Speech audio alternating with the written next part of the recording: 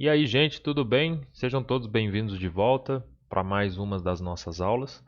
Então, hoje, dando continuidade à matéria da semana passada, que eu vou deixar um cardzinho aqui em cima, caso você não tenha assistido.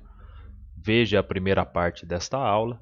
Hoje nós falaremos sobre o indicador eletrônico de quantidade de combustível, outros tipos de indicadores que nós podemos ter instalados em aeronaves, que são o dripstick e o indicador que utiliza Lucite. Vamos falar também sobre medidor de fluxo de combustível, nosso fluxômetro, e seus dois tipos principais e suas aplicações.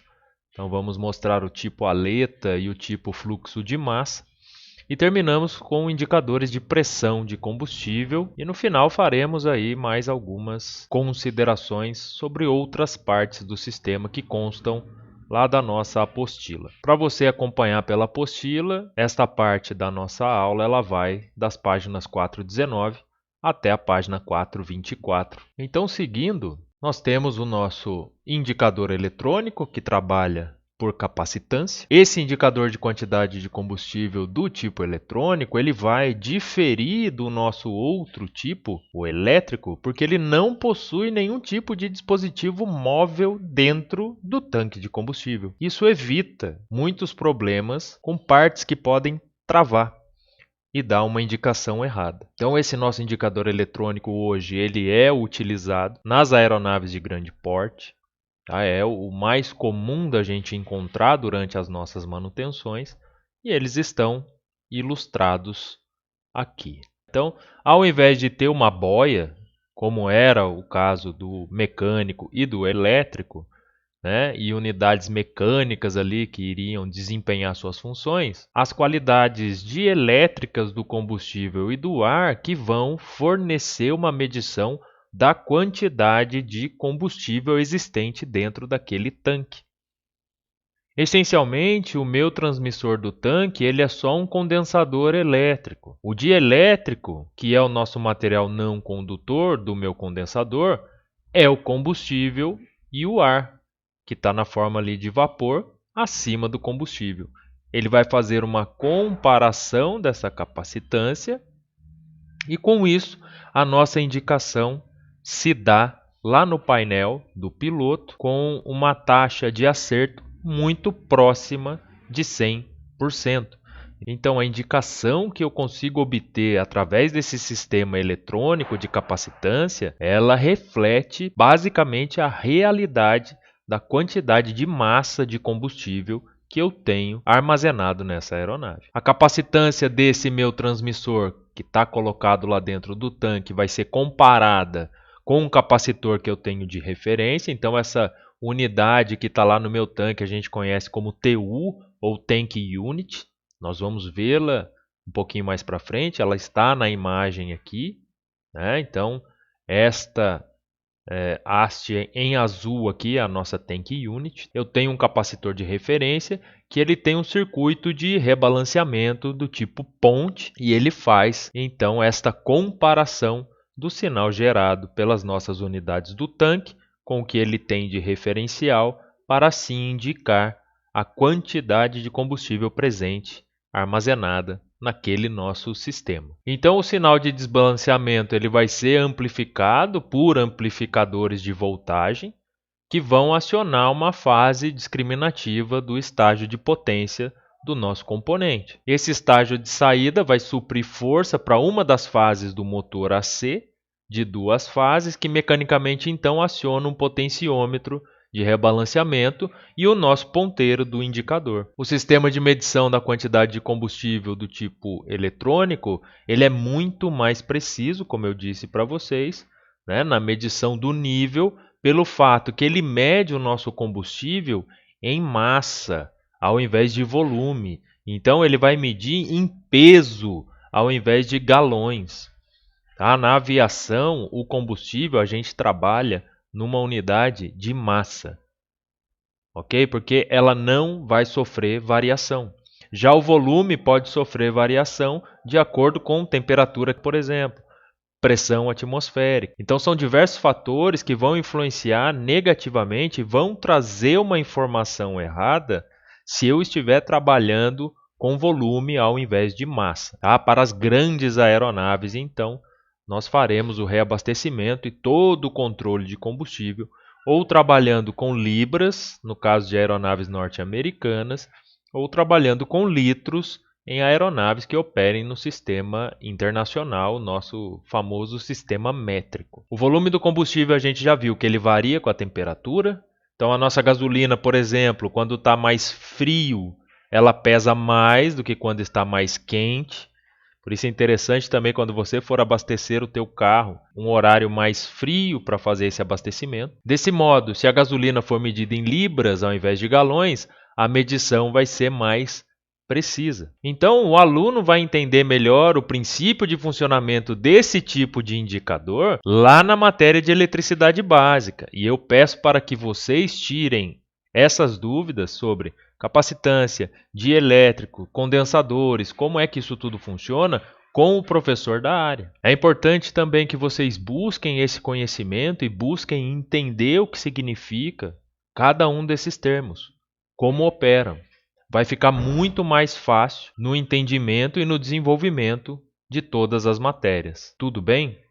Então, concito mais uma vez que os alunos pesquisem nas matérias de eletricidade básica para entender completamente como funciona o sistema em questão. Aqui nas imagens nós podemos ver, eu coloquei aqui para vocês, uma TU, então essa aqui é uma Tank Unit, ela está instalada lá dentro do nosso tanque de combustível, olha ela aqui em azul, tá bom? Eu tenho a minha unidade de compensação que vai estar instalada também dentro do tanque, mas em menor quantidade do que as Tank Units.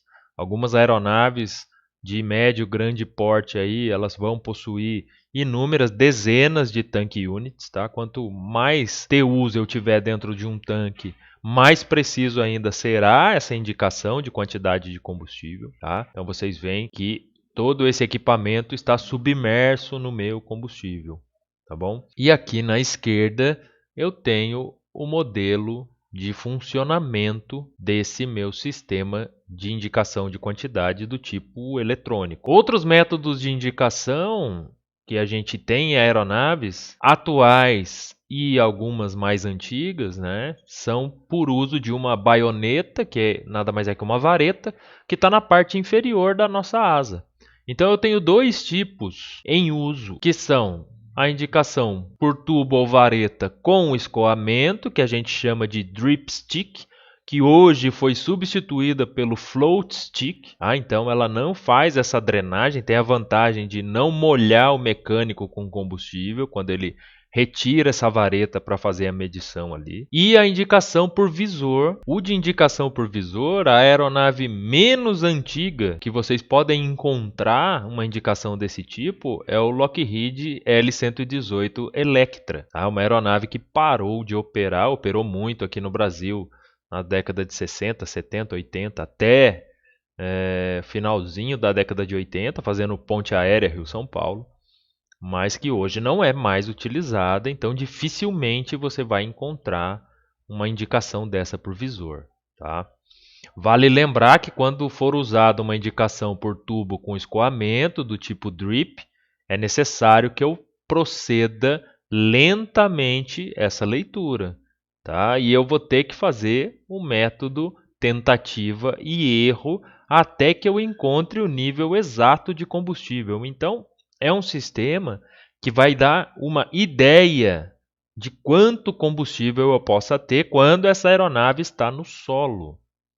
Para cálculos de reabastecimento dessa aeronave, por exemplo, ou para que o pessoal de manutenção possa calcular qual será a necessidade de containers para destanquear essa aeronave, para ele ter uma ideia de quantos quilos, quantos galões, quantos litros de combustível ele tem dentro daqueles tanques. Tá? Então isso só vai ser feita a leitura com a aeronave no solo utilizando esses métodos. Em tanques de área grande, uma quantidade proporcional de combustível ela vai ser representada por uma variação de fração de polegada nesse nível de combustível.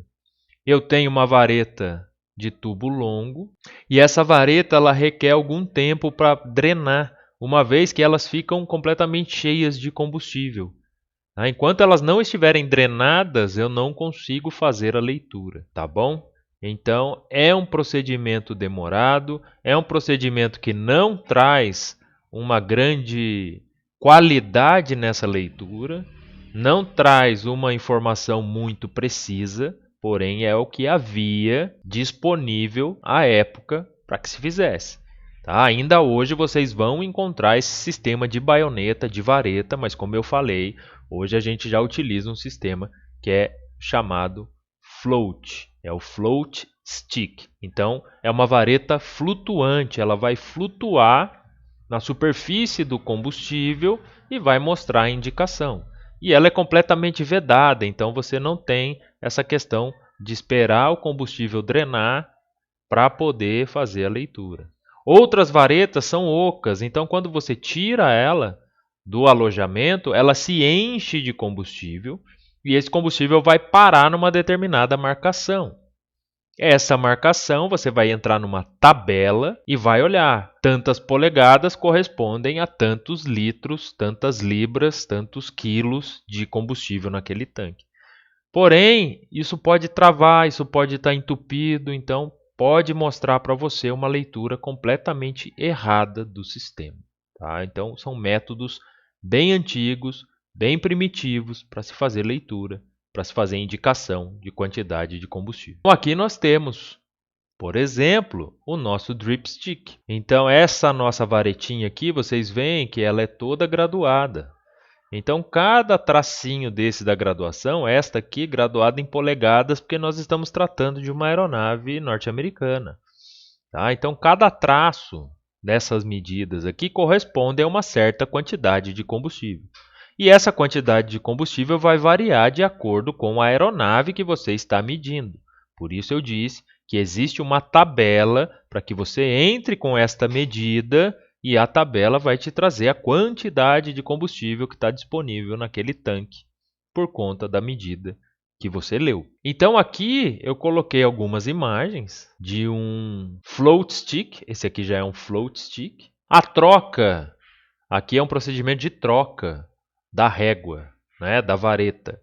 Esse procedimento de troca para um float stick não demora mais do que 5 minutos. Tá bom? E nessa última imagem aqui, ele está no seu alojamento guardado. Tá? Então, a vareta fora, que foi substituída. A vareta instalada, então quando a gente soltar ela daqui, ela dá um quarto de volta, solta, tem uma mola, joga ela para baixo. Ela vai descer até que a sua boia, que está lá na ponta, pare na superfície do combustível, mostrando assim uma leitura nesta régua. Esta graduação vai me trazer uma leitura. Quantas polegadas eu li? Então aqui eu estou com 10 polegadas e alguma coisa, quase 11 polegadas. Vou entrar na minha tabela e ver a quanto de combustível corresponde a essas 11 polegadas. Então a gente precisa ter atenção. Eu posso ter um substancial erro na minha leitura se a drenagem do meu tubo for diminuindo, o que é errado em comparação com uma drenagem constante. Então, o fluxo constante de combustível enchendo aí essa vareta, ele é o modo correto de se efetuar a leitura. Quando a tampa e o tubo de drenagem são projetados para ser distendidos na parte inferior da superfície da asa, o combustível vai entrar pelo topo aberto desse tubo quando ele atingir o nível de combustível. E aí vai enchê-lo na medida da quantidade de combustível presente naquele tanque que está sendo medido. Então eu vou ter uma vareta dessa para cada tanque que eu tiver na minha aeronave. Como a gente falou anteriormente, se essa drenagem proveniente do furo for constante, significa que o tubo está corretamente posicionado com um nível de combustível numa porção insignificante acima da abertura desse tubo.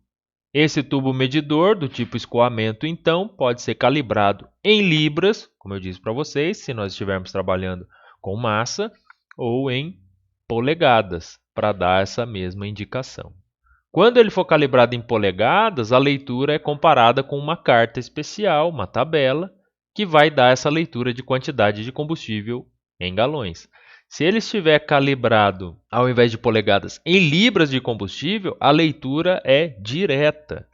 Eu já sei quanto de massa de combustível eu tenho ali. Outro indicador. Olha o 2 aqui. Então, outro indicador que a gente pode ter, basicamente, vai ser uma haste longa de plástico lucite. Lucite é o tipo desse plástico, que é protegida por um tubo calibrado, que termina lá no topo desse tubo com uma pontazinha de quartzo que fica exposta. Tá? Então, ele tem uma ponta de quartzo aqui exposta no final de um longo tubo plástico que deixa a luz passar. Por isso seu nome, lucite. Quando essa ponta estiver acima do nível de combustível, ela atua como um refletor. A transmissão dos raios de luz para a parte de cima da haste de lucite vão ser então deflexionados em ângulos retos por uma superfície de 45 graus em um lado da ponta e deflexionados 90 graus novamente pela superfície de 45 graus no lado oposto, retornando para baixo na haste de lucite. Olha que bacana. E aí, onde a gente faz a leitura, aqui na região do visor, a gente vai conseguir enxergar esse aumento e diminuição na transmissão dos raios de luz. Tá? Então, olha só que método bonito e muito antigo. Como eu disse para vocês, eu só encontrei informações, a aeronave mais nova ou menos antiga, e que eu tive informação de utilizar esse sistema aqui, eram os Electras da Lockheed. Tá bom? Então, se vocês quiserem pesquisar, fiquem à vontade para tentar aí buscar um manual ou alguma informação sobre os sistemas de combustível do Electra. Tá bom? E se encontrarem, deixe postado aqui embaixo para os colegas, para a gente dar uma olhada e aprender um pouco mais. Então, funciona por transmissão de raios de luz. Olha só, que legal. Olha esses raios de luz. Passando aos medidores de fluxo de combustível, normalmente eles vão ser usados somente em aeronaves multimotoras, onde eu preciso controlar muito bem essa questão de fluxo e consumo de combustível, para que eu não corra o risco de desbalancear minha aeronave durante o seu procedimento, a sua operação. Então, se um motor estiver consumindo mais combustível que outro, o piloto precisa ter consciência disso para que tome algumas providências, levando em consideração o balanceamento da aeronave e o não esgotamento de combustível, não ter uma pane seca, sendo que ele tem outros tanques ali que podem alimentar. Então, esse medidor de fluxo de combustível é importantíssimo para que o piloto possa calcular a autonomia dessa aeronave. Esse sistema ele vai consistir de um transmissor e um indicador. O indicador está lá na cabine e o meu transmissor vai estar no sistema de combustível. Tá? Esse transmissor vai estar instalado na linha de entrada do combustível para o motor, então ele vai mostrar exatamente quanto de combustível está chegando ao meu motor, onde vai ser medida essa razão de fluxo de combustível. O meu transmissor ele vai ser eletricamente conectado ao indicador, que está localizado então na minha cabine de comando. Esse instrumento ele mostra a razão de consumo do combustível em libras por hora e é conhecido normalmente como fluxômetro nas oficinas aí entre o pessoal de manutenção. Tá? Então ele mostra para a gente quantas libras de combustível a minha aeronave consome por hora. Por exemplo, eu tenho a capacidade de 500 libras de combustível e a minha aeronave ela consome 100 libras de combustível a cada hora de voo. Quantas horas eu conseguirei voar? Pois bem, se ela comporta 500 libras de combustível, eu teria 5 horas de voo, porque eu consumo 100 libras a cada uma hora. Porém, eu não poderei voar por essas 5 horas. Ela teria essa autonomia, mas eu não posso utilizar a autonomia total. Então, para vocês fazerem uma comparação aí, que em aeronaves a gente não conta consumo de combustível como a gente conta nos nossos carros, nas nossas motos, quilômetros por litro. Então, aí a gente vai no consumo horário. Então, quantas horas eu consigo voar? Logicamente que quanto mais rápido você quiser voar, mais combustível você vai gastar e menos horas você vai ter de voo. Porém, deslocando-se mais rápido, pode ser que naquele tempo reduzido você ainda assim consiga completar a sua etapa. Então, O voo é um exercício constante de cálculos, recálculos e recálculos, levando em consideração, inclusive, todos os efeitos que estão fora do controle do operador. Mudanças climáticas, aumento da densidade da camada, ventos de nariz, ventos de cauda, ventos de través, chuva. Então, tudo isso vai influenciar na autonomia. E o piloto precisa conhecer, precisa ter indicado ali para ele essas condições todas de funcionamento da aeronave. Um grande beijo e abraço para vocês. Tchau.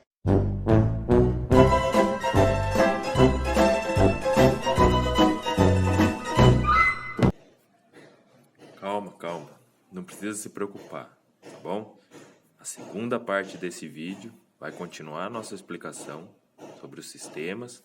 Nós vamos mostrar o fluxômetro do tipo aleta, vamos explicar, e vamos mostrar também o fluxômetro do tipo fluxo de massa, bem como o restante dos indicadores que a gente precisa, tá bom?